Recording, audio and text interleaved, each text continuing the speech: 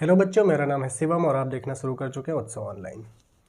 तो आज की क्लास में हम बात करेंगे एनसीईआरटी फर्स्ट के सेकंड चैप्टर बायोलॉजिकल क्लासिफिकेशन की।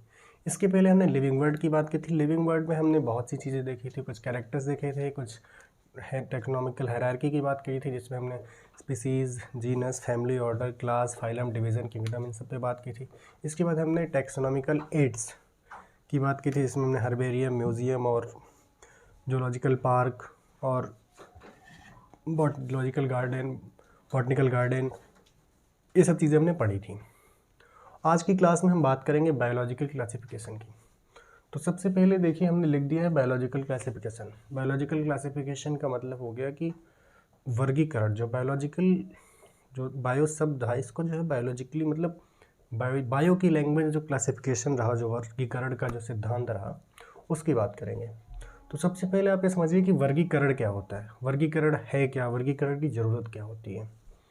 तो थोड़ा सा समझिए आप इस तरीके से कि जैसे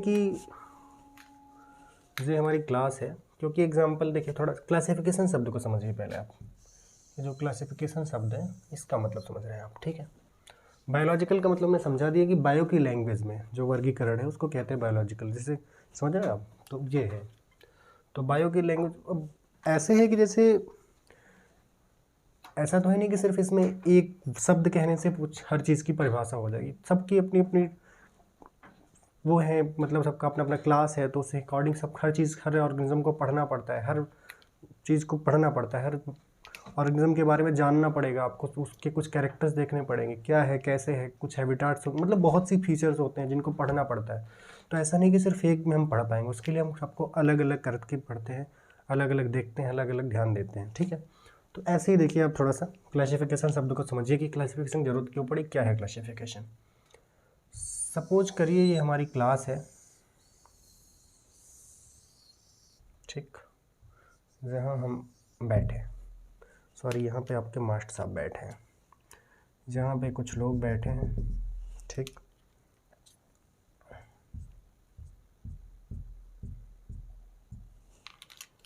तमाम प्रकार के लोग बैठे हैं यहाँ पे, सॉरी ऐसे ही बढ़ा देते हैं,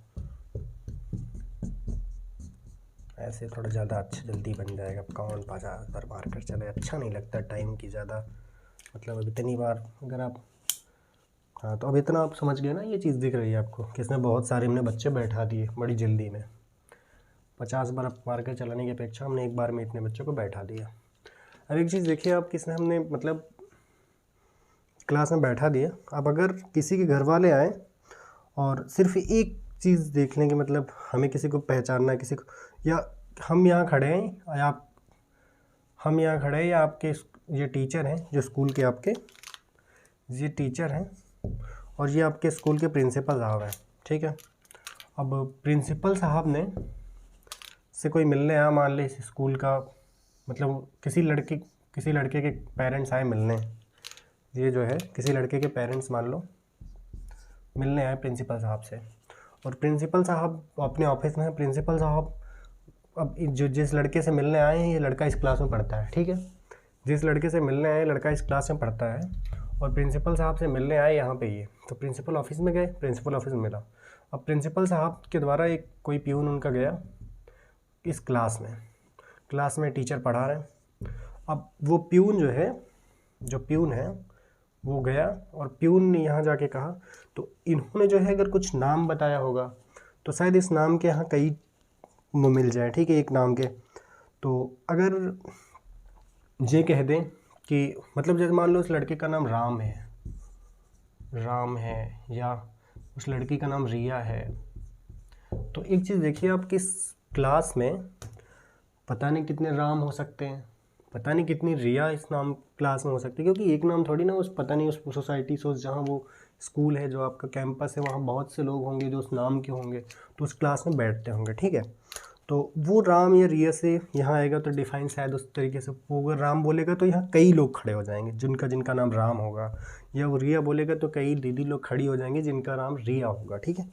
तो ये पहली चीज़ आपने जानी कि नाम से जो है, अगर नाम से आएगा। दूसरी चीज़, अब अगर इस क्लास में कोई टीचर पढ़ा रहे आपके, और इस क्लास में किसी ने किसी को उनको बुलाना हुआ, उनको नाम नहीं पता है। तो पहले तो कुछ वो बताएंगे कि जो रेड टी शर्ट वाला है वो खड़ा हो जाए। तो देखिए अब रेड टी शर्ट वाले हैं बहुत हैं, तो रेड टी शर्ट तो बहुत लोग हैं भाई, एक क्लास में कोई ऐसा थोड़ी है कि रेड टी शर्ट जो है एक ही बंदा पहन के आएगा। रेड टी शर्ट कोई भी पहन कर सकता है। हालांकि अपने स्कूल का, कॉलेज का एक ड्रेस कोड होता है। ये मैं एग्जांपल के थ्रू आपको समझा रहा हूँ। मान लीजिए आपकी स्कूल की क्लास नहीं है, कोचिंग की क्लास है, ठीक है। तो कोचिंग की क्लास में भी तो HOD होते हैं जो आपके डायरेक्टर होते हैं। तो डायरेक्टर, मान लीजिए आपके पेरेंट्स आपके डायरेक्टर से मिल रहे हैं, डायरेक्टर ने अपने प्यून को आपकी क्लास में भेजा, क्लास में आपके कई बच्चे बैठे हैं, ठीक है। तो आपको नाम से बुलाएगा तो नाम राम, रिया, दीदी, भैया वाला समझ में आपको आ गया कि ऐसे आप नहीं पहचान पाएंगे किसी को भी। तो उसके लिए जो है, अगर आप टीचर ने आपसे कुछ पूछना हो या कुछ आपको बताना हो या किसी को आपने कोई गलती की है, तो वो आपको अगर कह दे कि रेड टी शर्ट वाले खड़ा हो जाओ, तो रेड टी शर्ट में तो बहुत से लोग होंगे, दीदी लोग भी होंगी, भैया लोग भी होंगे। अगर ये कह दिया जाए कि ब्लू टी शर्ट वाले खड़े, तो ब्लू टी शर्ट वाले भी बहुत हैं। अगर वो ये कह दें कि रेड टी शर्ट चश्मे वाले खड़े हो जाओ या कैप वाले, मतलब उनको एक में नहीं मिल पाया, मान लीजिए इसमें 3-4 चश्मे वाले भी होंगे। अगर वो ये कह दें कि रेड टी शर्ट कैप वाले, जो बड़ी बियर्ड वाला है वो खड़ा हो जाए, तो मतलब उसमें तो कुल मिला के कई कैरेक्टर्स के आधार पे, मतलब कई बार उनको क्लासीफाई करना पड़ा, मतलब कई चीज़ें प्योरीफाई करनी पड़ी कि पहले तो रेड टी शर्ट, उसके बाद चश्मा, उसके बाद उनको जो है कैप के आधार पे, सॉरी कैप हमने कभी लगाई नहीं इसलिए बना नहीं पा रहे, कैप के आधार पे, उसके बाद उनको बियर्ड के आधार पे, बियर्ड, सॉरी बियर्ड भी नहीं बन रही यार, बियर्ड तो अपने पास भी है, बियर्ड के आधार पे, ठीक है। ये बियर्ड ब्लैक होती है, ब्लैक कर देना, ठीक है। बियर्ड के आधार पे ये तमाम कैरेक्टर से हो सकते हैं जिनके आधार पे आप मतलब वो किया जा सके। तो हमारे कहने का मतलब ये है कि आप जो है किसी को सिर्फ एक चीज़ से या एक नाम से या किसी एक कैरेक्टर से नहीं पहचान सकते कि वो है या उनको आप बुला रहे हैं वे।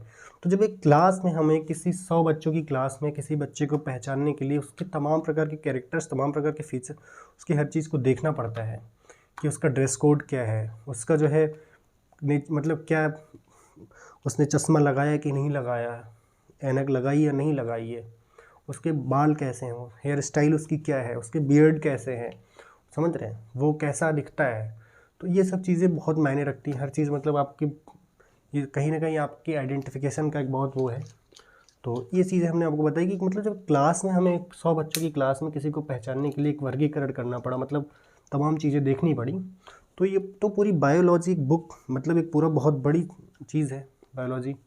तो इस सिस्टम को भी ऐसे ही कुछ किया गया है, ठीक है। इसको भी क्लासीफाई करने के लिए जो है कुछ रूल्स, कई लोगों ने अपने अपने रूल्स दिए, कई अपने अपने मतलब तरीके से क्लासीफाई करने का प्रयास किया। और ऐसे ही जो है बायोलॉजिकल क्लासिफिकेशन में यही आपको जानना है, ठीक है। तो ये स्टार्ट करते हैं बायोलॉजिकल क्लासिफिकेशन। तो ये हमारा एग्जांपल जो था शायद आपको समझ में आया होगा कि 100 बच्चों की अगर क्लास में हम किसी को पहचानने के लिए, किसी को जानने के लिए इतना वो करना पड़ता है, उसके बारे में मतलब बहुत कुछ चीज़ें सीखनी पड़ती है, सॉरी बहुत कुछ चीज़ें जो है पता करनी पड़ती है कि मतलब कैसा है, कब पहनावा क्या है, क्या मतलब क्या ड्रेस कोड क्या है, क्या ऐनक लगाया कि नहीं लगाया, कैप लगाया कि नहीं लगाया। तो ये सब चीज़ें जो है। तो अब उसके बाद आप देखिए कि जो बायोलॉजिकल क्लासिफिकेशन होता है इसमें हम जो मेन पढ़ते हैं वो पढ़ते हैं different types of classification. Classification कई बार मतलब कई लोगों ने किया, ठीक है। तो जो मेन चीज़ है वो यही है कि क्लासिफिकेशन कितने बार, मतलब किन किन लोगों ने कितने किंगडम क्या क्या क्लासीफाई किए गए, क्या क्या था, ठीक है।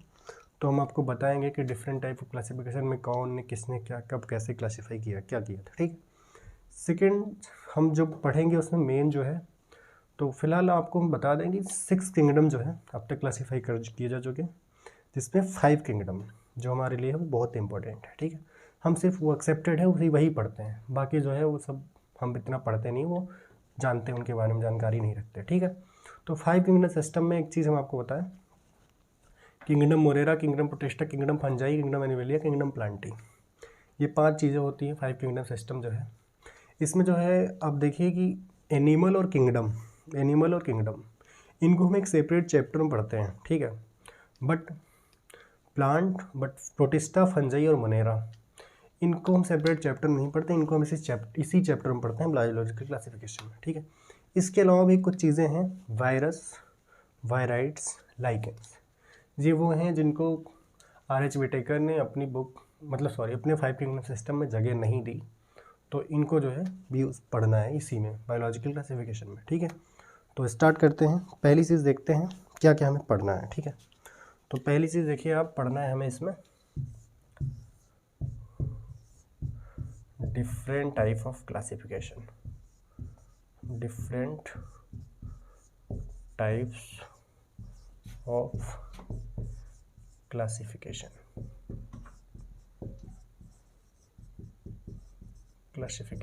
ठीक। सेकेंड जो चीज़ इसमें हम डिफरेंट टाइप ऑफ क्लासिफिकेशन में पढ़ेंगे, जिसमें हम 5 के किंगडम सिस्टम जो इसमें हम पढ़ेंगे Monera, Protista, fungi, animalia, Plantae, virus, viroids, lichen. अब एक चीज़ देखिए आपकी कि 5 किंगडम सिस्टम में Monera, Protista, fungi, animalia, Plantae. Animalia और प्लांटी हम इसमें नहीं पढ़ते हैं। ठीक है, इसका हमारा एक सेपरेट चैप्टर है, 3rd और 4th चैप्टर में यही है, एनिमल किंगडम, प्लांट किंगडम। ठीक है, सेपरेट चैप्टर में हम इसको पढ़ते हैं।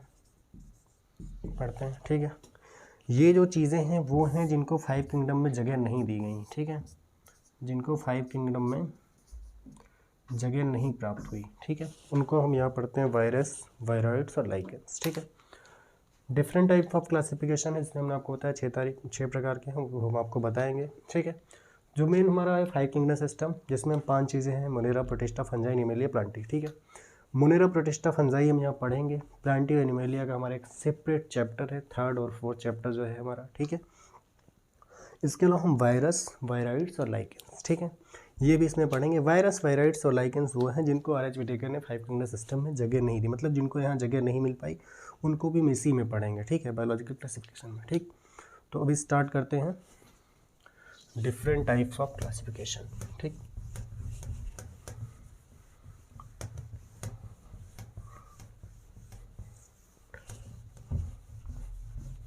अभी स्टार्ट करते हैं different types of classification.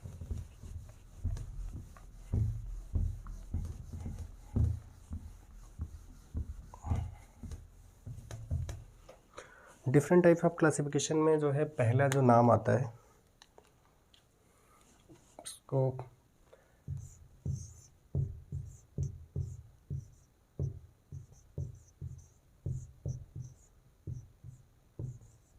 Different types of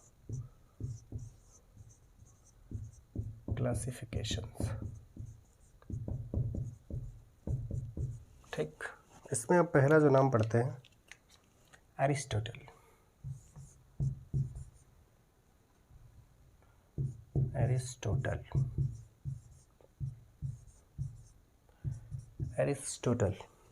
Aristotle को हिंदी में अरस्तु कहते हैं। अरस्तु को विज्ञान का जनक कहा जाता है, father of science, father of biology, father of science, father of biology. ठीक है, अरस्तु को जो है फादर ऑफ साइंस कहा जाता है, फादर ऑफ बायोलॉजी कहा जाता है। जीव विज्ञान के भी जनक यही है।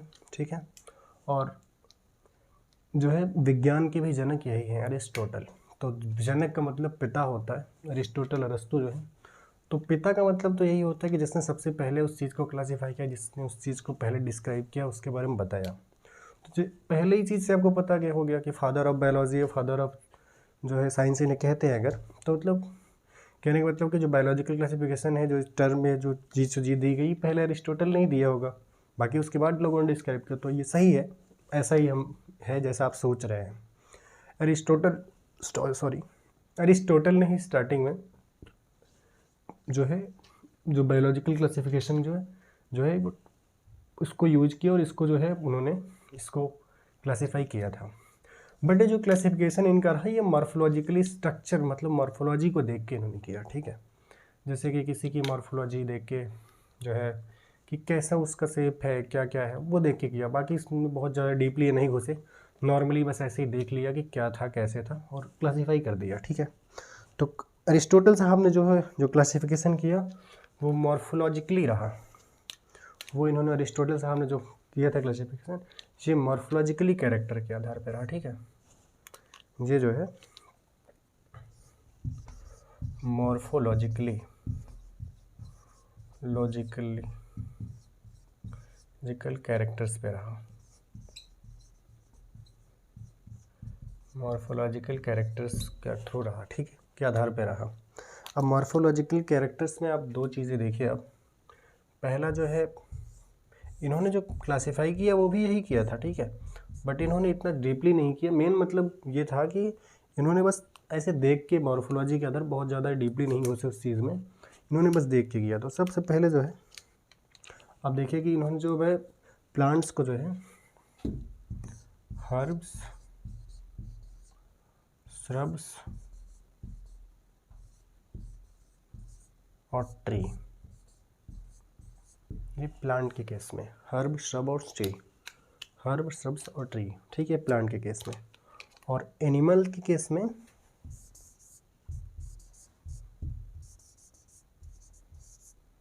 एनिमल्स के केस में जिनके अंदर रेड ब्लड पाया जाता था, ठीक है, जिनके अंदर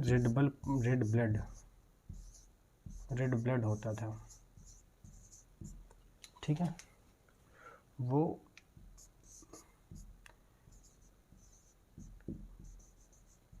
ई एनाइमा, ठीक, ई एनाइमा। और जिनके अंदर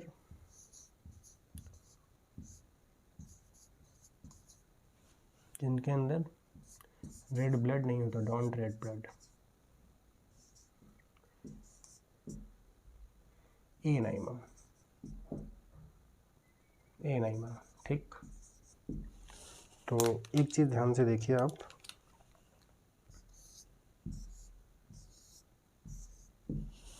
इनका जो क्लासिफिकेशन रहा वो सिर्फ मॉर्फोलॉजिकल कैरेक्टर के आधार पर, मॉर्फोलॉजिकल कैरेक्टर के आधार पर रहा, जिसमें उन्होंने प्लांट को 3 पार्ट्स में डिवाइड किया, ठीक है, herb, shrubs, tree, herb, shrubs और ट्री।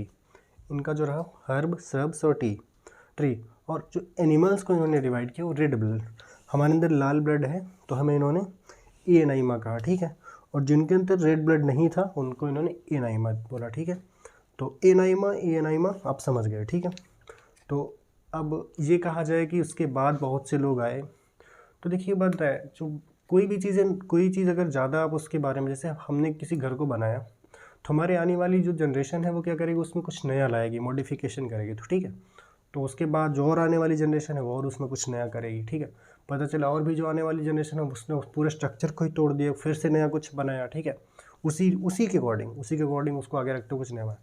तो कहने का मतलब ये है कि जो फादर ऑफ साइंस हैं अरिस्टोटल साहब, फादर ऑफ बायोलॉजी हैं, जो बायोलॉजिकल के भी जनक हैं, मतलब क्लासिफिकेशन के जनक तो मतलब कार्ल लिनियस को कहते हैं, जो है वर्गीकरण के जो है, लेकिन जो है अरिस्टोटल साहब ने ही मतलब एक लीक जो होती है कि लकीर होती है, लकीर इन्होंने दे दी और लकीर के फ़कीर सभी बनते चले गए, वो अलग चीज़ है कि सब अपने अपने लैंग्वेज को मतलब अपने अपने तरीके से पहले डिस्क्राइब कर फिर ज़्यादा डीपली घुस गए, तो वो अलग चीज़ है। लेकिन जैसे देखिए प्लांट किंगडम और एनिमल किंगडम, मतलब प्लांटी और एनिमल है, मतलब प्लांट और एनिमल को तो इन्होंने भी डिस्क्राइब किया और बाकी के लोगों ने भी यही किया है, ठीक है, बट वही है कि कुछ और फीचर्स उन्होंने कुछ नया लाया, ठीक है।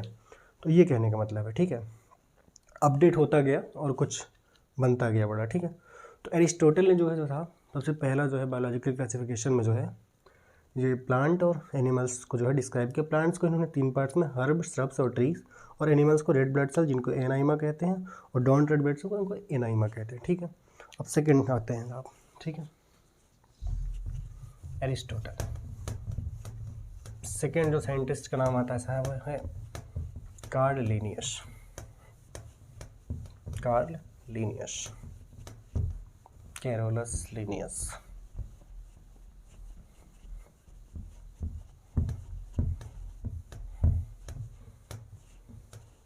हाँ, अभी हमने कहा ना प्लांट किंगडम, एनिमल किंगडम, तो कैरोलस लिनियस साहब ने भी यही किया है, बट ये वो चीज़ मतलब जो एरिस्टोटल साहब ने कहा प्लांट को हर्ब श्रब ट्रीज और एनिमल्स को रेड ब्लड और विदाउट रेड ब्लड, ठीक है। बट इन्होंने क्या किया, उन्होंने उस पूरे शब्द को नहीं लिखा कि प्लांट अलग है एनिमल अलग, कुछ चीज़ें छूटी थी, बट इन्होंने क्या किया उस पूरी चीज़ को अलग कर दिया, मतलब पूरा एक ब्यौरा दे दिया कि प्लांट अलग होता है एनिमल अलग होता है, ठीक है। तो ये देखते हैं साहब,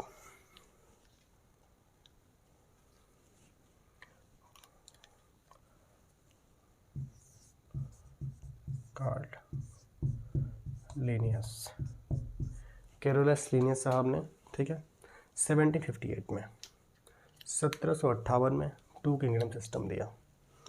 कैरोलस लिनियस साहब ने इन 1758 डिस्क्राइब टू किंगडम सिस्टम।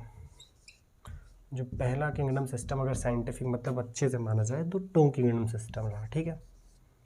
इसको आपकी एनसीईआरटी में दिया गया है तो इसको थोड़ा अच्छे से पढ़ेंगे आप। टू किंगडम सिस्टम किसने दिया था? कैरोलस लिनियस साहब ने, ठीक है।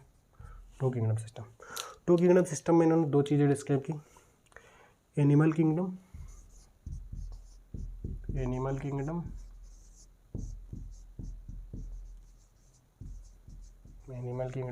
और प्लांट किंगडम।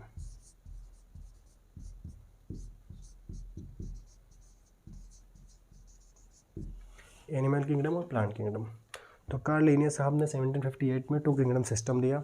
इसमें इन्होंने एनिमल को अलग और प्लांट को अलग, मतलब दो किंगडम दिया, एनिमल किंगडम प्लांट किंगडम, ठीक है। तो कार्ल लिनियस साहब ने 1758 में टू किंगडम सिस्टम दिया, एनिमल किंगडम और प्लांट किंगडम, ठीक। अरिस्टोटल साहब ने भी दिया था, बट उन्होंने पूर्ण रूप से ये नहीं यूज किया था शब्द कि प्लांट अलग है एनिमल्स अलग है। उन्होंने सिर्फ कुछ रेड ब्लड और नॉट डोंट रेड ब्लड और हर्ब श्रब्स और इतने में ही खत्म कर, लेकिन उन्हें जो एनिमल और प्लांट रहा इसको आगे आप पढ़ेंगे तो बहुत बेहतर है, ठीक है। तो ये मतलब इन्होंने डिस्क्राइब कर दिया कि एनिमल और प्लांट दोनों अलग अलग है, ठीक है। इसके बाद साहब जो नेक्स्ट साइंटिस्ट हैं कैरोलस लिनियस ने 1758 में दिया, ठीक है। 1866 में हैकल, अर्नेस्ट हैकल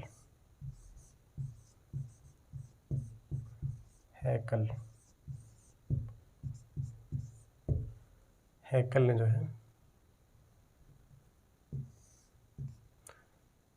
अर्नेस्ट हैकल लिख दीजिए, सब प्रीफिक्स की वहाँ हटा रहे हैं। अर्नेस्ट हैकल 1866 में, सॉरी अर्नेस्ट हैकल ने 1866 में ऐसे ही लिखते जाए ज़्यादा शॉर्ट रहेगा। 1866 में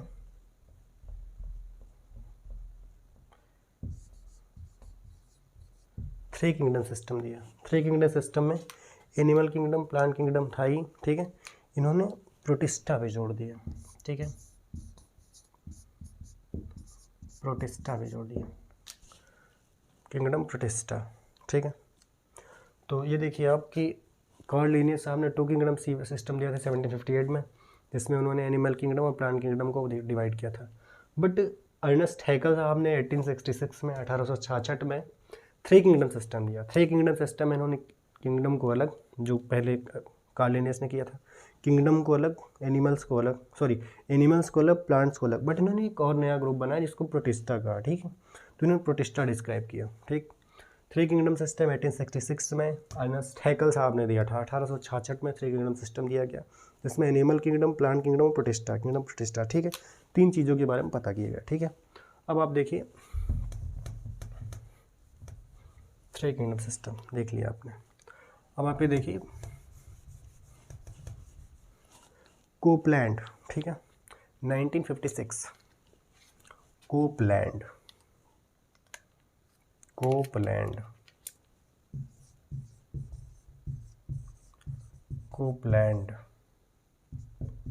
in 1956 four kingdom system, 1956 four kingdom system. इन्होंने देखो एनिमल प्लांट प्रोटिस्टा था ही, ठीक है, एनिमल प्लांट प्रोटिस्टा था ही। इन्होंने जो एक नया जोड़ा, ये जोड़ दिया इन्होंने Monera.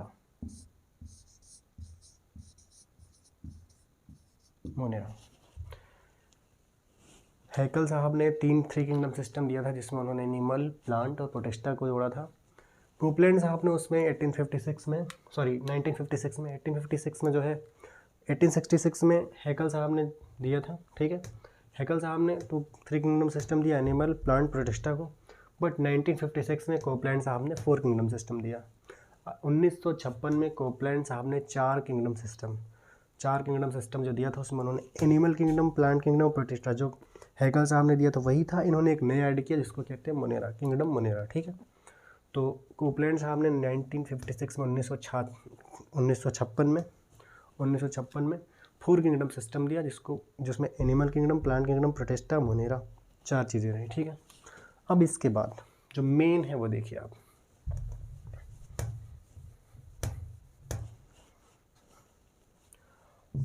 R.H. Whittaker. R.H. Whittaker in 1969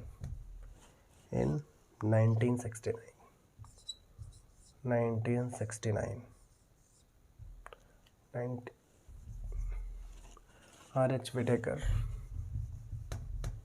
in 1969 में 5 किंगडम सिस्टम दिया। 1969 में 5 किंगडम सिस्टम दिया जिसमें इन्होंने एनिमल, प्लांट, प्रोटिस्टा, मोनेरा, जो इसके पहले कोपलैंड साहब ने था 1956 में जो कोपलैंड साहब ने दिया था 4 किंगडम सिस्टम जिसमें animal kingdom, plant kingdom, protista, Monera था। 1969 में R.H. विटेकर साहब ने जो 5 किंगडम सिस्टम दिया उन्होंने उसमें एक चीज़ जोड़ दी, पता है क्या?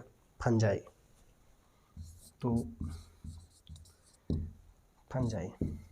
तो साहब इस तरह से हमारा जो है 5 किंगडम सिस्टम तैयार हुआ, ठीक है।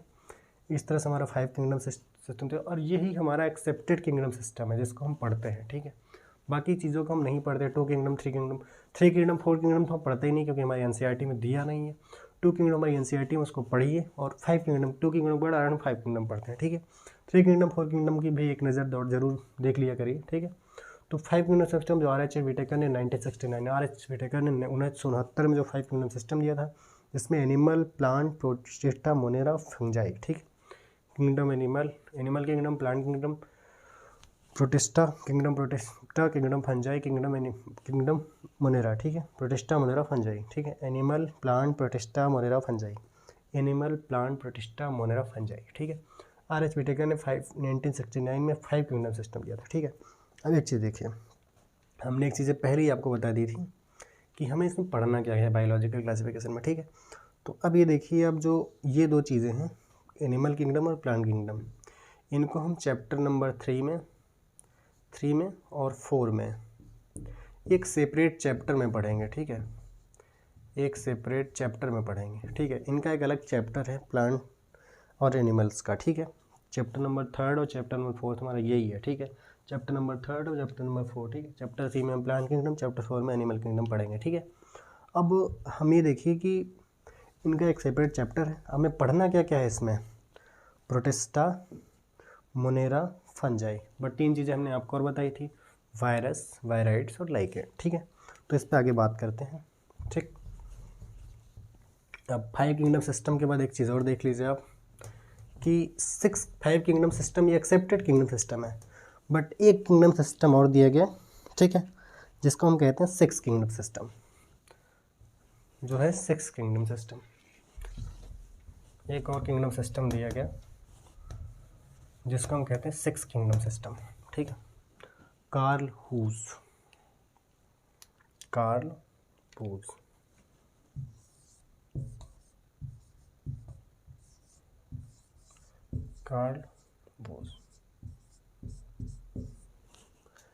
is proposed 6 kingdom system.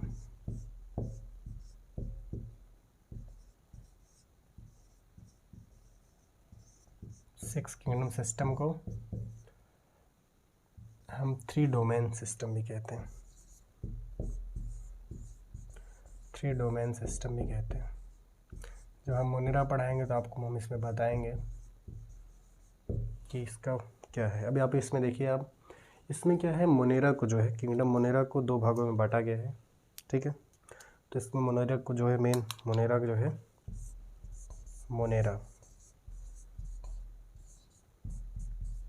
Monera को दो भागों में बांटा गया है, आर्की बैक्टीरिया और यू बैक्टीरिया। आर्की बैक्टीरिया और यू बैक्टीरिया, ठीक है। 5 किंगडम सिस्टम 1969 में आर.एच. व्हिटेकर साहब ने दिया, वो हमारा एक्सेप्टेड किंगडम सिस्टम रहा। बट कार्ल वुड साहब ने 6 किंगडम सिस्टम दिया था। 6 किंगडम सिस्टम को हम 3 डोमेन सिस्टम भी कहते हैं, ठीक है। इसमें हम ज़्यादा मोनेरा जो हमारा बैक्टीरिया को जो है मोनेरा, इसमें जो है मोनेरा को पढ़ते हैं। और मोनेरा जो पूरा किंगडम है, इसमें हम इसको 2 भाग है, आर्की बैक्टीरिया, यू बैक्टीरिया, ठीक है। तो उसको हम पढ़ेंगे, आर्की बैक्टीरिया, यू बैक्टीरिया क्या होते हैं, ठीक है। उसके तो हम उसमें आपको बताएंगे कि आर्की बैक्टीरिया क्या है, यू बैक्टीरिया क्या है, ठीक है। तो अभी जो है बस इतना शॉर्ट में आप जान लीजिए। जब हम किंगडम मोनेरा पढ़ाएंगे, आपको सिखाएंगे, तो उसमें आपको बताएंगे कि आर्की बैक्टीरिया क्या है, यू बैक्टीरिया क्या है, ठीक है। तो अब जो है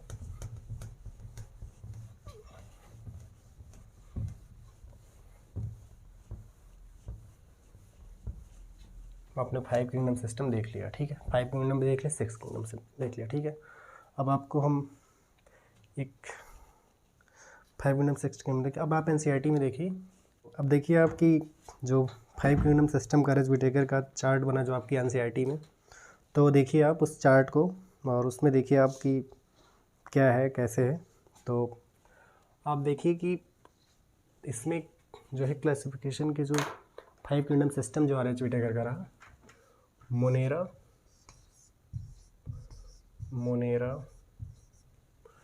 प्रोटिस्टा,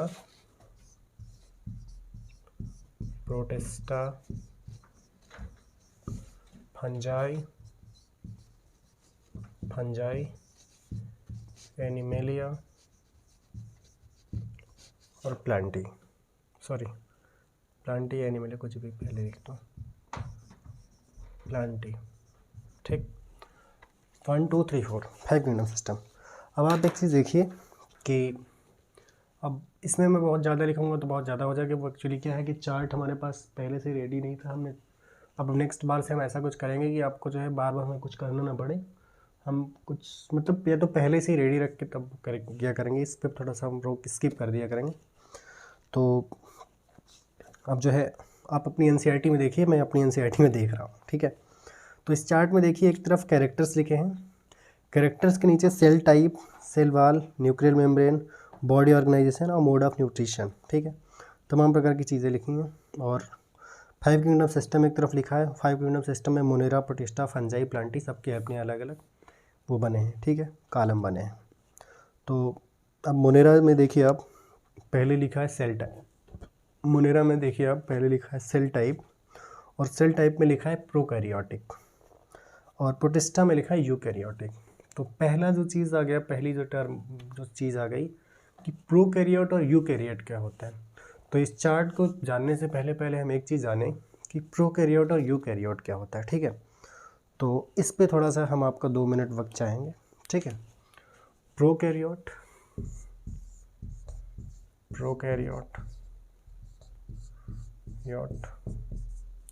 और इधर यूकैरियोट,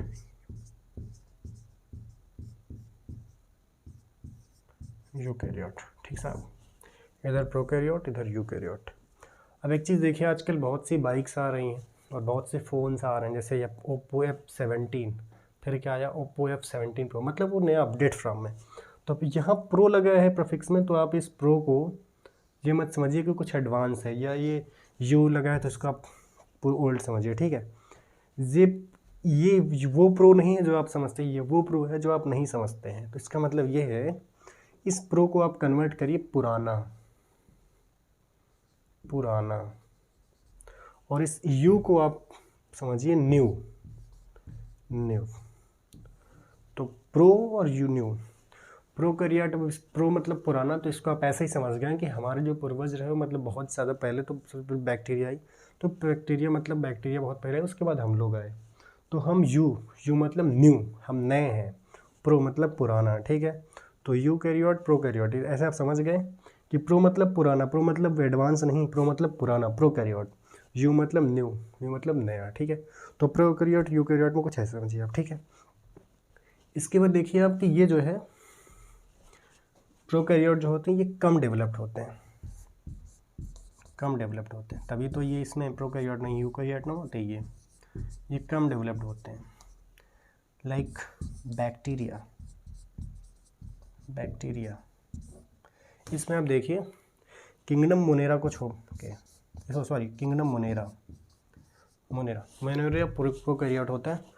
इसमें मोनेरा को छोड़ के ये जो है साइज़ में बड़े होते हैं, ये साइज़ में बड़े होते हैं, ये साइज़ में बड़े होते हैं, ठीक है, बड़े होते हैं, बड़े होते हैं। और एक चीज़ और देखिए आप कि साइज़ में बड़े होते हैं और जिसमें मोनेरा को छोड़ के, ठीक है, मोनेरा को छोड़ के प्रोटिस्टा, फंजाई, एनिमेलिया और प्लांटी, इसमें तीनों आते हैं, सॉरी इसमें चारों आते हैं। इसमें सिर्फ किंगडम मोनेरा आता है, प्रोकैरियोट सिर्फ किंगडम मोनेरा होता है जो कम डेवलप्ड होते हैं, ठीक है। तो ये चीज़ है, ठीक है। और इनके जो ऊपर होती है न्यूक्लियर मेम्ब्रेन, इनके जो मेम्ब्रेन के ऊपर होती है, जो न्यूक्लियर मेम्ब्रेन जो सेल वाल होती है, जो मतलब न्यूक्लियर मेम्ब्रेन जो होती है ये नहीं पाई जाती है, ठीक है। न्यूक्लियर मेम्ब्रेन के ऊपर सेल वाल पाई जाती है वो नहीं होती है, ठीक है, इसमें सेल वाल नहीं होती है, ठीक है। बट इसमें न्यूक्लियर मेम्ब्रेन के ऊपर जो है न्यूक्लियर मेम्ब्रेन पाया जाता है, ठीक है, इसमें पाया जाता है, ठीक, न्यूक्लियर मेम्ब्रेन। और इसमें जो है साइज जो है छोटे होते हैं, ठीक है, साइज जो होते हैं छोटा होता है, ये बहुत छोटे होते हैं, छोटे साइज़ में होते हैं। बट ये जो है बड़ी साइज़ में होते हैं, ठीक है, ये बड़ी साइज़ में होते हैं, छोटी साइज़ में नहीं होते, ये बड़ी साइज़ में होते हैं। ये ज़्यादा डेवलप्ड होते हैं, ये कम डेवलप्ड होते हैं, ठीक है। ये छोटी साइज़ में होते हैं, ये बड़ी साइज़ में होते हैं, ठीक है। इसके बाद देखिए इसमें 70 ईयर्स जो हमारा होता है, इसमें 70 ईयर्स राइबोसोम जो हमारा वो होता है, ठीक है, ये 70 ईयर्स। और इसमें जो है 80 ईयर्स, 80 ईयर्स, इसमें 70 ईयर्स, इसमें 70 ईयर्स और इसमें 80 ईयर्स पाया जाता है, ठीक है। इसमें 50 और 30 सब यूनिट पाई जाती हैं, और उसमें जो है 60 और 40 सब यूनिट पाई जाती है, ठीक है। इसमें 70 भी होती है और 80 भी होती है, ठीक है। इसमें जो है 70 भी होती है और 80 भी होती है, बट इसमें सिर्फ 70 होती है, ठीक है। 70 ईयर्स और 80 ईयर्स इसमें आपको आगे बताएंगे, ठीक है। इसके बाद देखिए ये यूनिसेलुलर जो मेन फीचर वो देखिए, ये यूनिसेलुलर होते हैं। यूनिसेलुलर मतलब सिंगल सेल से बने होते हैं, बट ये मल्टी सेलुलर होते हैं, ये मल्टी सेलुलर होते हैं। माफ़ी चाहेंगे, थोड़ा हैंड राइटिंग को लेकर आपको समस्याएं हो सकती हैं। ये यूनिसेलुलर होते हैं, ये मल्टी सेलुलर होते हैं। हमने आपको कई चीज़ें बताई, प्रो मतलब पुराना, न्यू मतलब न्यू एडवांस, मतलब न्यू एडवांस। प्रो मतलब ऐसा नहीं कि आप अपडेट सिस्टम समझ जाइए, ठीक है। पुराने में हमने बताया यूनिसेलुलर होता है, ठीक है। ये कम डेवलप्ड होते हैं, ये ज़्यादा डेवलप्ड होते हैं, ठीक है। इसमें बैक्टीरिया बैक्टीरिया किंगडम मोनेरा इसमें आता है, इसमें मोनेरा को छोड़ के प्रोटिस्टा, फंजाई, एनिमेलिया, प्लांटी चारों आते हैं, ठीक है। इसके बाद हमने बताया इसमें सेल में जो सेल वाल वो नहीं पाई जाती, इसमें पाई जाती है। ये 17 ईयर्स होता है, ये 18 ईयर्स होता है। इसमें 50 और 30 सब यूनिट होती हैं, इसमें 60 और 40 होती हैं, ठीक है। इसमें 70 ईयर्स और 80 ईयर्स दोनों पाया जाता है। ये यूनिसेलुलर होता है, ये मल्टी सेलुलर होता है। तो प्रोकैरियोट यूकैरियोट आप समझ गए होंगे। प्रोकैरियोट मतलब पुराना, यूकैरियोट मतलब नया। जो ज़्यादा डेवलप्ड है वो यूकैरियोट हो, जो कम डेवलप्ड है प्रोकैरियोट। तो हम प्रोकैरियोट है कि यूकैरियोट है? हम प्रोकैरियोट है, ठीक है। तो अब हम चार्ट पे आते हैं। अभी तक आप प्रोकैरियोट और यूकैरियोट हम समझ गए, ठीक। अब चार्ट पे आते हैं।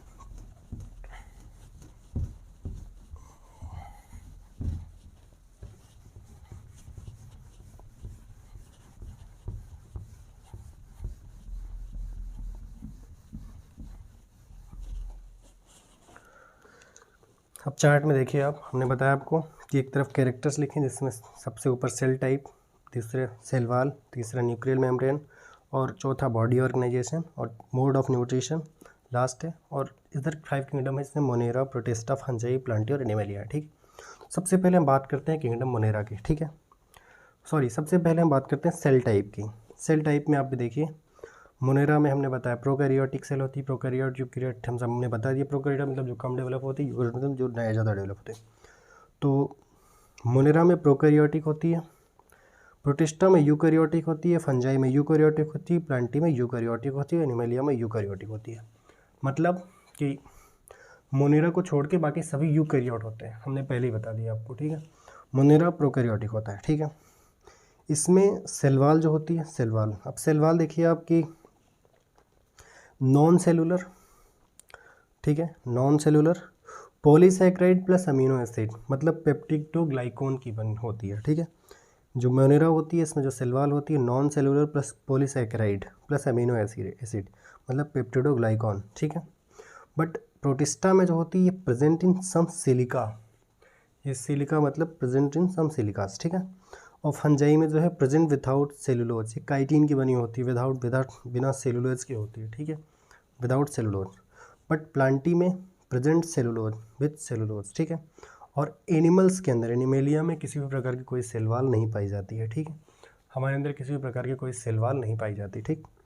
अब बात करते हैं न्यूक्लियर मेम्ब्रेन। न्यूक्लियर मेम्ब्रेन मतलब कि जो एक न्यूक्लियर जो मतलब जो संरचना होती है, जो संरचना की जो नाभि होती है वो देखिए आप। तो न्यूक्लियर मेम्ब्रेन जो होती है मोनेरा में अब्सेंट होती है, किंगडम मोनेरा में न्यूक्लियर मेम्ब्रेन अब्सेंट होती है, किंगडम प्रोटिस्टा में प्रेजेंट होती है, फंजाई में प्रेजेंट होती है, प्लांटी में प्रेजेंट होती है, एनिमेलिया में प्रेजेंट होती है। मोनेरा को छोड़ के न्यूक्लियर मेम्ब्रेन सब में होती है। अभी तक मोनेरा में दो ऐसी चीज़ें हैं जो सिर्फ मोनेरा में नहीं होती, बाकी सब में होती है। पहली चीज़ मोनेरा प्रोकैरियोट होती है, बाकी सारे यूकैरियोट होते हैं। और मोनेरा में ही न्यूक्लियर मेम्ब्रेन नहीं पाई जाती, बाकी सभी में न्यूक्लियर मेम्ब्रेन पाई जाती है, ठीक है। अब बात करते हैं बॉडी ऑर्गेनाइजेशन की, ठीक है। तो बॉडी ऑर्गेनाइजेशन मोनेरा में सेलुलर होता है, सिंगल सेल से बना होता है, सेलुलर होता है बॉडी ऑर्गेनाइजेशन। प्रोटिस्टा में भी सिंगल सेल होता है, सेलुलर होता है। फंजाई में मल्टी सेलुलर और लूज टिश्यूज होते हैं, ठीक है। फंजाई जो होते हैं वो मल्टी सेलुलर होते हैं, लूज टिश्यू होते हैं, ठीक है। और प्लांट जो है, प्लांट में टिश्यू और ऑर्गन, ठीक है, टिश्यू और ऑर्गन, टिश्यू होते हैं ऑर्गन भी होते हैं, ठीक है। और ह्यूमंस के केस में टिश्यू होते हैं, ऑर्गन्स होते हैं और ऑर्गन सिस्टम होता है, ठीक है। ऑर्गन सिस्टम, रिस्पायरेटरी सिस्टम, ठीक है, डाइजेस्टिव सिस्टम, सर्कुलेटरी सिस्टम। तो टिश्यू होता है, ऑर्गन होता है, ऑर्गन सिस्टम होता है। यह ह्यूमंस के केस में बॉडी ऑर्गेनाइजेशन हमने बताया आपको, ठीक है। अब जो लास्ट है mode of nutrition, mode of nutrition, auto mode of nutrition Monera में आप देखें autotrophic, chemosynthetic and photosynthetic and heterotrophics, saprophyte parasite, ठीक है, सेप्रोफाइट पैरासाइट, ठीक है। किंगडम मोनेरा में हम मोड ऑफ न्यूट्रिशन देख रहे हैं कि ऑटोट्रोफिक होता है, कीमोसिंथेटिक होता है, फोटोसिंथेटिक होता है, हेट्रोट्रोफिक होता है, सेप्रोफाइटिक होता है, पैरासाइटिक होता है, ठीक है। अब हेट्रो और ऑटो एक साथ पहले जानिए। ऑटोट्रोफिक वो होते हैं जो कि मैजिक मतलब सन की लाइट से खुद को भोजन बना सकते हैं, ठीक है। और हेट्रोट्रोफिक वो होते हैं दूसरों पे डिपेंड रहते हैं, या किसी प्लांट को खाते हैं, किसी एनिमल को खाते हैं। तो हम तो हेट्रोट्रोफिक हैं, बट ये ऑटोट्रोफिक है, ठीक है। ये जो है किंगडम मोनेरा ये ऑटोट्रोफिक है, ठीक है।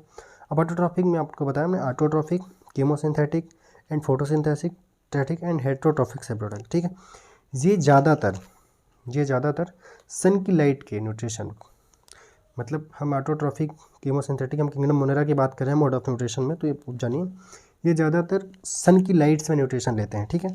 किंगडम मोनेरा जो होते हैं ज़्यादातर सन की लाइट में मुझे लेते हैं। इसमें भी कुछ ऐसे होते हैं जहाँ पर सन की लाइट नहीं पहुँच पाती, कुछ ऐसे भी इसमें होते हैं जहाँ सन की लाइट नहीं पहुँच पाती है, तो किसी पास के केमिकल के थ्रू, जैसे कुछ ऐसे भी आपको बैक्टीरिया मिलेंगे जहाँ पे सन की लाइट नहीं पहुँच पाती, बट वो किसी केमिकल के थ्रू, ठीक है, किसी केमिकल के थ्रू जो है, पास केमिकल के थ्रू हेल्प से न्यूट्रिशन कर लेते हैं, मतलब न्यूट्रिशन जो है लेते हैं, मतलब अपना जो है फूड जो भी लेना होता है वो न्यूट्रिशन जो कर लेते हैं, ठीक है। तो वो जो है किसी प्रेजेंट बगल पे पास में किसी भी प्रेजेंट एनिमल्स प्रेजेंट केमिकल के थ्रू जो है हेल्प से वो अपना न्यूट्रिशन कर लेते हैं, ठीक है। अब बात करते हैं प्रोटिस्टा में, ठीक है। प्रोटिस्टा ऑटोट्रोफिक होता है, फोटोसिंथेटिक होता है एंड जो है हेट्रोट्रोफिक होता है। तो हमने आपको बताया ऑटोट्रोफिक, फोटोसिंथेटिक एंड हेट्रोट्रोफिक।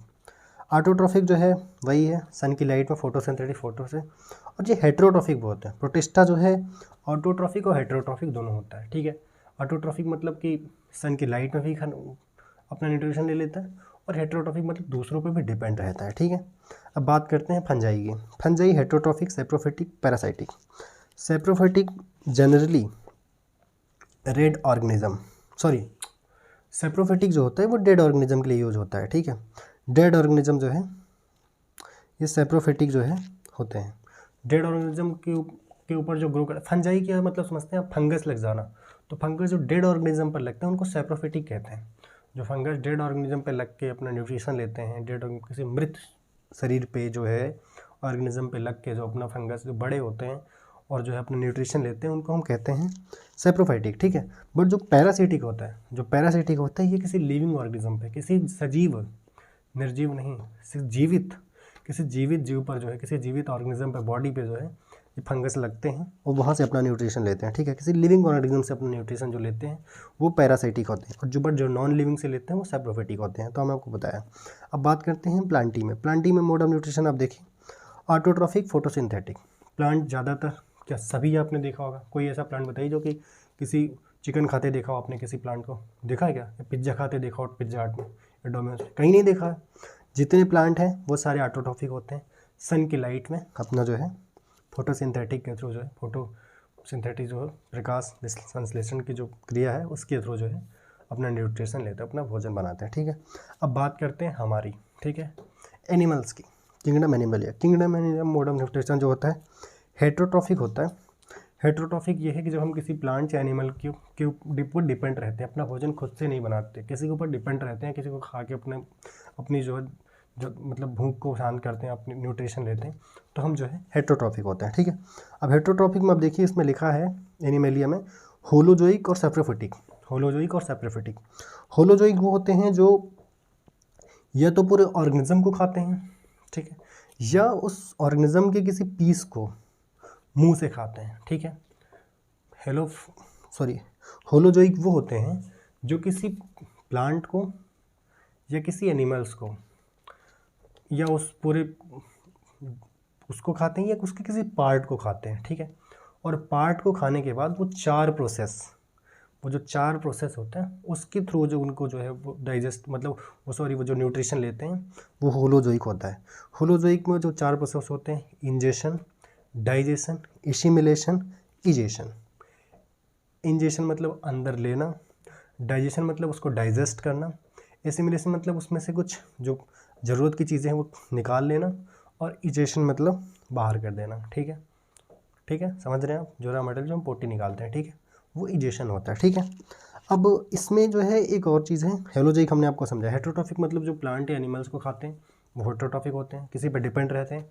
हमने होलोजोइक आपको समझाया। होलोजोइक ये है जो कि किसी भी प्लांट या एनिमल्स को जो पूरा खाते हैं उसके कुछ पीसेस को खाते हैं, बट उसको चार प्रोसेस में गुजरना पड़ता है, इंजेशन, डाइजेशन, एसिमिलेशन और इजेशन। इंजेशन, डाइजेशन, एसिमिलेशन और इंजेशन, ठीक। बट उसमें जो है कुछ सेप्रोफिटिक होते हैं। सेप्रोफिटिक वो होते हैं जो कि इस प्रोसेस में पहले जो है इंजेशन छोड़ के वो पहले डाइजेशन करते हैं। इंजेशन और डाइजेशन मतलब इसमें यह है कि वो जो चार प्रोसेस होते हैं, इंजेशन, डाइजेशन, एसिमिलेशन और इजेशन, ये वो फॉलो ना करें, ठीक है। वो जैसे इंजेशन ना करके डायरेक्ट डाइजेशन करें पहले, ठीक है।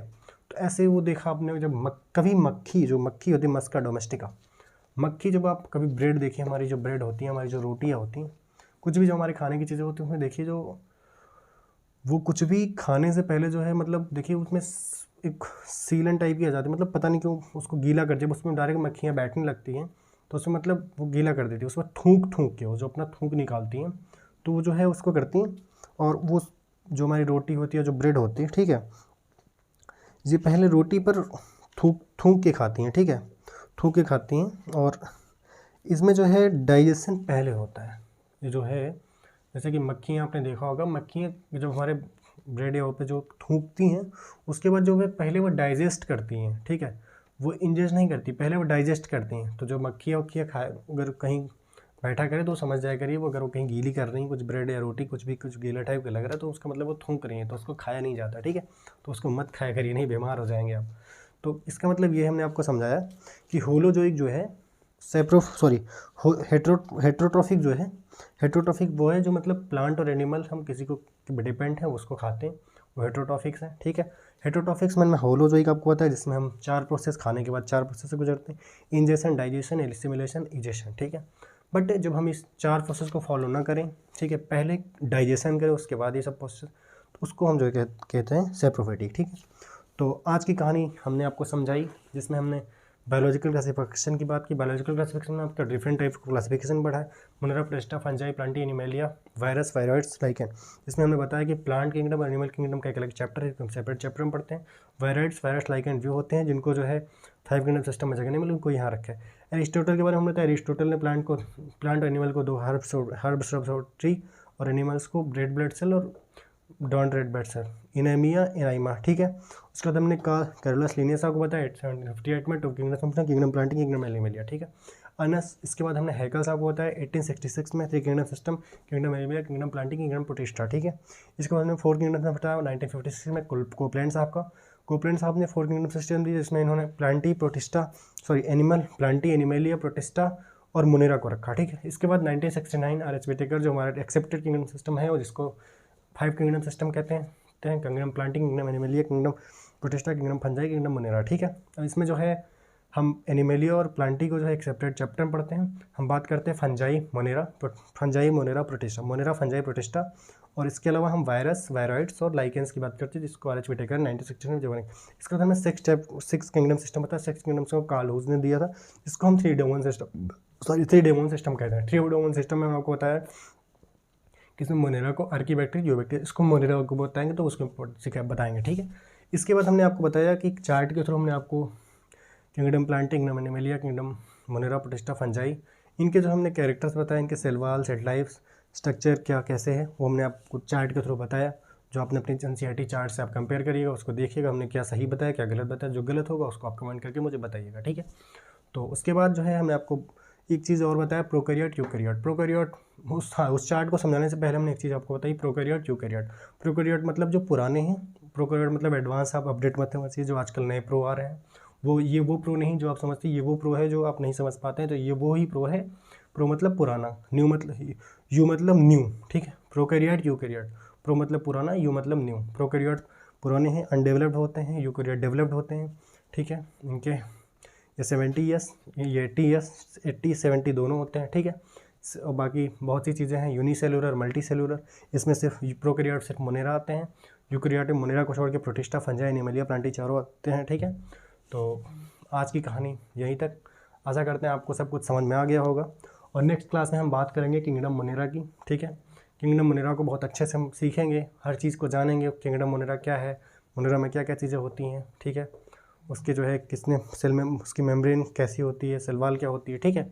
बहुत सी चीज़ें जानेंगे मोनेरा के बारे में, फ्लैजेला क्या है, सीलिया क्या है, बहुत सी चीज़ें, मतलब मोनेरा का जो पूरा सिस्टम है, हैबिटेट क्या है, साइज़ क्या है, कितने टाइप्स के होते हैं, तो ये सब बातें हम जो है मोनेरा की बात करेंगे नेक्स्ट लेक्चर में। आज की कहानी यहीं तक, ठीक है। तो आपको सब समझ में आ गया होगा, जो समझ में ना आया हो आप में कमेंट करिए और थोड़ा सा देखिए, ठीक है। तो आज की कहानी यहीं तक, मिलते हैं कल, तब तक के लिए थैंक यू, धन्यवाद।